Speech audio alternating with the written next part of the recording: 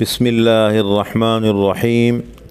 امام الہند شاہ ولی اللہ محدث دہلوی رحمۃ اللہ علیہ فرماتے ہیں کہ 4 خصلتیں ایسی ہیں جو تمام انبیاء کرام علیہم الصلاۃ والسلام کی شریعت میں تھی اور ہماری شریعت میں بھی ہے، یعنی جتنے بھی آسمانی شرائع ہیں اور آسمانی دین ہے جو انبیاء کرام علیہم الصلاۃ والسلام کے ذریعے سے آیا ہے، تو ان تمام شریعتوں میں یہ 4 باتیں متفقہ ہے تمام انبیاء کی شریعت میں۔ نمبر 1 طہارت، نمبر 2 اخبات، نمبر 3 سماحت، نمبر 4 عدالت۔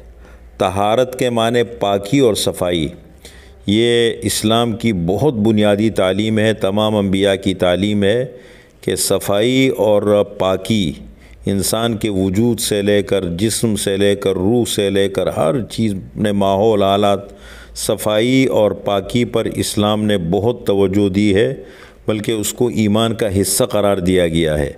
دوسرے نمبر پر ہے اخبات، تواضع اور عاجزی، کہ اخبات کا معنی یہ کریں گے کہ اصول کی بات کو سننا، سمجھنا اور ماننا، یہ جذبہ انسان میں پیدا ہو جائے۔ قرآن کریم میں اللہ تعالیٰ ارشاد فرماتے ہیں وَبَشِّرِ الْمُخْبِتِينَ، اور عاجزی کرنے والوں کو خوشخبری سناؤ۔ یہ عاجزی کرنے والے کون ہیں؟ فرمایا الَّذِينَ إِذَا ذُكِرَ اللَّهُ وَجِلَتْ قُلُوبُهُمْ والصابرین علی ما اصابہم والمقیم الصلاۃ ومما رزقناہم ینفقون۔ ان اوصاف کے حامل لوگ یہ عاجزی کرنے والے ہیں۔ تیسرے نمبر پر ہے سماحت۔ سماحت کا مطلب یہ ہے اپنی بری عادات اور اخلاق کو سمجھنا اور ان پر نظر رکھنا۔ جیسے انسان کو جسمانی بیماری لگتی ہے، اس کا احساس کرتا ہے، ڈاکٹر کے پاس جاتا ہے، علاج کرتا ہے، دوا استعمال کرتا ہے، اسی طریقے سے انسان کے اندر جو اخلاقی کمزوریاں ہیں، تکبر ہے، حسد ہے، غصہ ہے، بدگمانی ہے، حرص لالچ ہے، غیبت ہے، اس طرح کی جو بھی کوئی بھی اخلاقی بیماری انسان کے اندر اگر پائی جاتی ہے، اس پر نظر رکھیں اور اس کے علاج کے لیے سوچیں۔ اس کو سماحت کہتے ہیں شاہ صاحب کی اصطلاح میں۔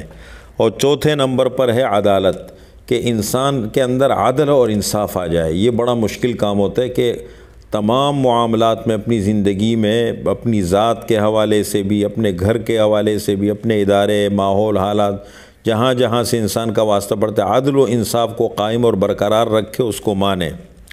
تو ان 4 خصلتوں کے مل جانے سے طہارت، اخبات، سماحت، عدالت، ان 4 خصلتوں کے مل جانے سے جو کیفیت پیدا ہوتی ہے انسان میں، جب یہ چاروں چیزیں آپس میں ملتی ہیں کسی نہ کسی درجے میں، اور اس سے جو کیفیت بنتی ہے، اس کو کہتے ہیں فطرت۔